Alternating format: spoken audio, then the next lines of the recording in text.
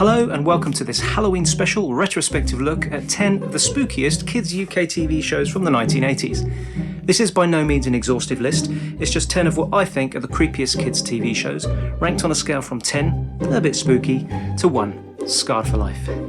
If there are any you think I've missed that might have deserved a spot on this list, post them in the comments and we can have a chat about it there. So let's get cracking now with number 10 on the list.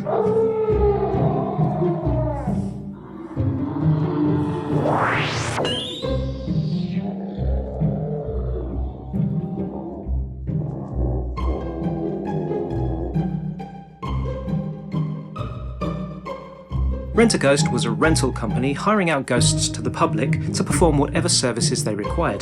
The business was run in an office rented from Ethel and Harold Meeker, who are initially unaware of the fact that their tenants are ghosts, but who then learn the truth in episode 3 of the first series. The company was initially run by the ghost of a recently deceased chap called Fred Mumford, who wants to help his fellow ghosts find success that they may not have found while alive. Rentaghost was later taken over by Mr. and Mrs. Meeker after the actor who played Mumford left the show and his character was written out.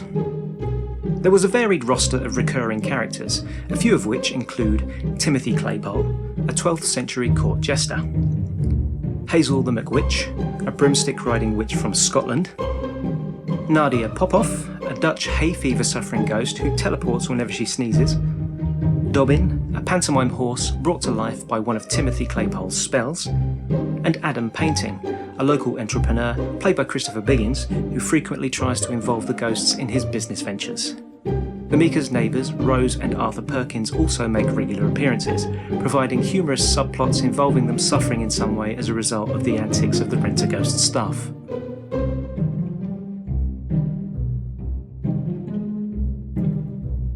Count Duckula, voiced by David Jason, was a vegetarian vampire duck who first appeared as a recurring villain in episodes of Danger Mouse, although in his own show he's now the hero, assisted by his servants, Nanny, Duckula's clumsy and slightly dim-witted carer, and Igor, his butler, who still wants Duckula to give up vegetarianism and turn back to his original blood-sucking dark side. In the opening credits, we learn the reason for Duckula's vegetarianism. As Igor is performing an ancient ceremony to resurrect Count Duckula, Nanny passes him one of the required ingredients, a bottle of blood, but accidentally picks up a bottle of tomato ketchup instead. The rest is history. The weekly adventures of Duckula and his helpers revolve around his attempts to find fame and fortune as an entertainer. This is helped by the fact that Castle Duckula can teleport anywhere in the world at Duckula's request, returning automatically to its original Transylvanian location each day at dawn.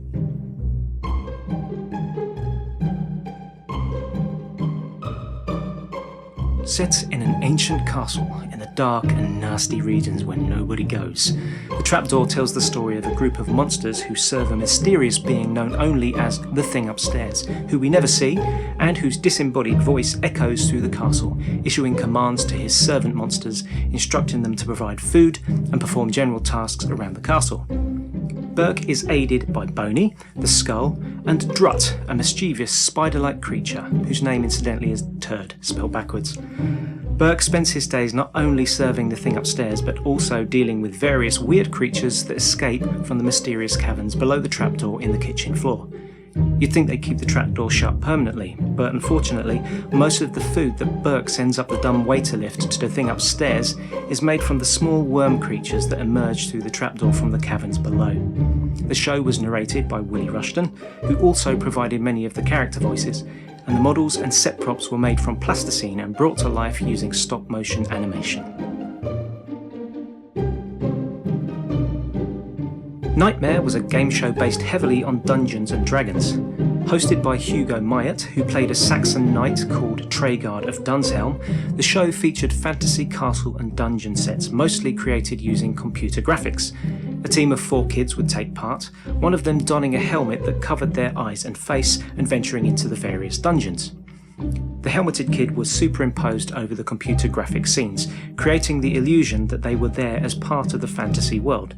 The kid of course could see nothing through the helmet, so would be remotely guided by the other 3, who could see where their friend was in relation to the fantasy graphics.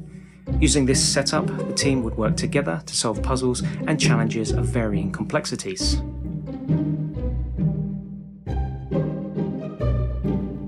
Terrahawks was a science fiction puppet show produced by Gerry Anderson, who was also responsible for other puppet shows including Thunderbirds and Captain Scarlet.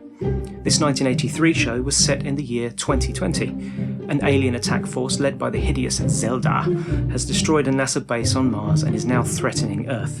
The Terrahawks are set up as a defense against the alien threat. From their Hawk Nest base in South America, they use sophisticated vehicles and weaponry to defend the Earth. The puppets in Terrahawks were made from latex and controlled directly by puppeteers, rather than the wood and strings of Gerry Anderson's previous shows in the 60s. This gave the characters a slightly rubbery and creepy vibe. Just check out the gnarly looking faces of Zelda and her sidekicks. One of the more memorable features of the show were the Zeroids, spherical robot drone creatures fighting on the side of humanity with human-like thoughts and personalities. The aliens' answer to the Zeroids were the Cubes, similarly gifted alien drones that could combine together to form larger constructs and weapons. During the end credits of each episode, there was a noughts and crosses sequence, with the Zeroids and Cubes taking the place of the noughts and the crosses. I used to try and guess who would win, but in hindsight, I think it might have been the same every week. To be honest, I'm not even sure now.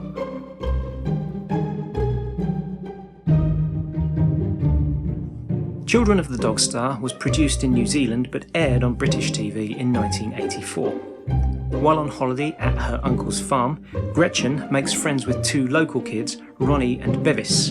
Gretchen has a talent for science and mechanics and is drawn to a strange weather vane-like contraption attached to her uncle's barn. It turns out to be part of an ancient, alien, artificially intelligent space probe, which then proceeds to form a psychic bond with her.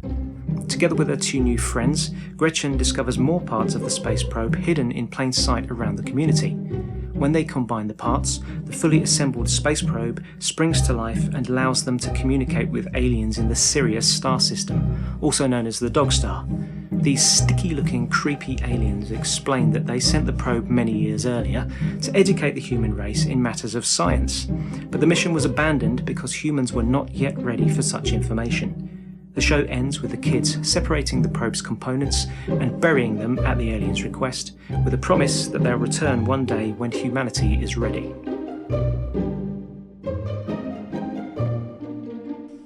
Schoolboy Matthew Gore is possessed by the disembodied psychic presence of an alien named Chocky, who travels the universe looking for children with receptive minds to inhabit.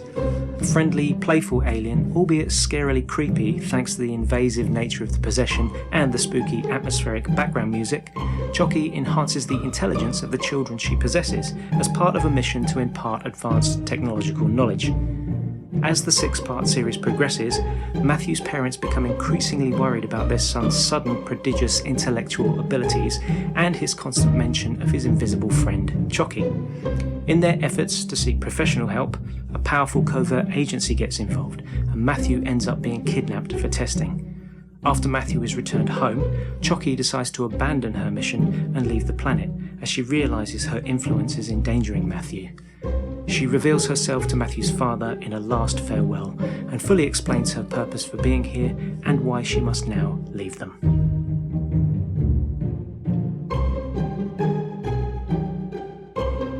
Set in 1934, The Box of Delights is about a schoolboy, Kay Harker, returning home from boarding school at Christmas. He gets mixed up in a battle between two magicians to gain possession of the titular magic box. He initially befriends one of the magicians, an old Punch and Judy man named Cole Hawkins, played by Patrick Troughton of Doctor Who fame. Cole explains that an evil magician, Abner Brown, wants the magic box for his own evil ends. Cole entrusts the box to Kay, and his fantastic adventures begin from there, as he uses the box to travel through time, fly, shrink, shapeshift, and encounter all sorts of wonders and magical creatures. The show aired in the lead-up to Christmas of 1984 and contains a number of Christmas-related elements, including the theme tune, which starts off sounding spooky, but then incorporates part of the traditional Christmas carol, The First Noel, towards the end. I only vaguely remember this TV show myself, but I decided to include it in this countdown because so many people seem to have fond memories of it. I'm left wishing I'd seen it when it originally aired in '84, as it looks like it's aged quite well by today's standards. I'll probably crack it out this December for a hit of Christmas nostalgia.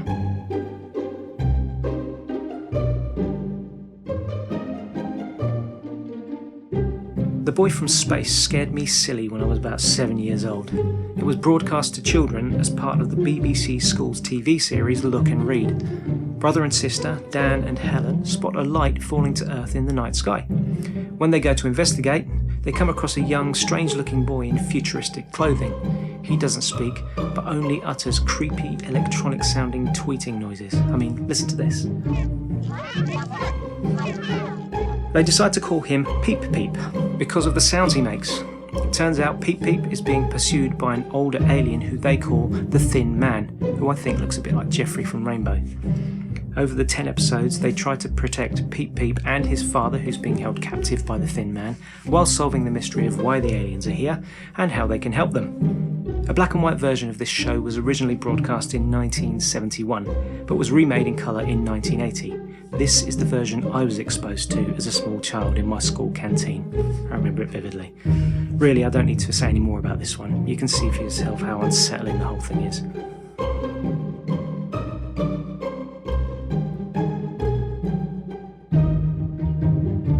Interference was broadcast as part of the Middle English range of schools' TV programmes aimed at teenagers. I saw this in my middle school at age 11. A mum, dad and their 3 children are staying in an off-the-grid remote holiday cottage in the country. Their electricity is provided by a generator in a nearby shed. They're disturbed by images and sounds of a ghostly, crying woman coming through the TV, hi-fi and telephone. Throughout the show, the family are portrayed as bickering and argumentative, and just cannot seem to get on with each other.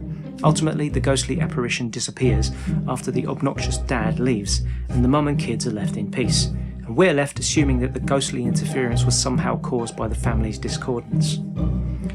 The intrusive sounds and images, combined with the remote and secluded location, create a perfect storm of creepy, fear-inducing emotions in the viewer, and I for one was scared shitless by this one.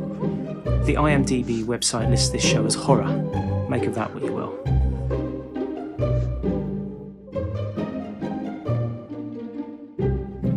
So, there we have it, 10 of the spookiest kids' UK TV shows from the 1980s. As I said at the beginning, if there are any you think should have been on this list, post them in the comments and we can start the conversation. So thank you for watching, thanks for liking and subscribing, and I'll see you all in the next Retrospectives.